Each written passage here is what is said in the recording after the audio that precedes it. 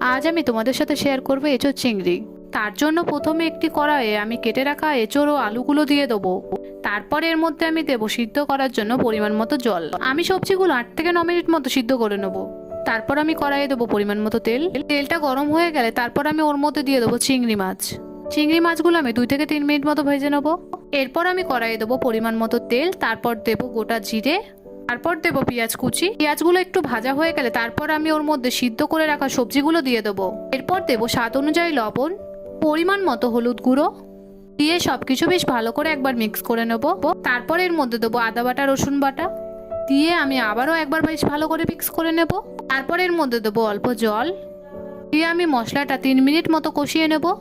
দিয়ে আমি এর মধ্যে দেবো পরিমাণ মতো লঙ্কার গুঁড়ো। মশলাটা কষানো হয়ে গেলে তারপর এর মধ্যে দিয়ে দেবো পরিমাণ মতো জল। এরপর আমি এর মধ্যে দিয়ে দেবো ভেজে রাখা চিংড়ি মাছগুলো। আমি 4 মিনিট মতো ফুটিয়ে নেবো, তাহলেই তৈরি হয়ে যাবে।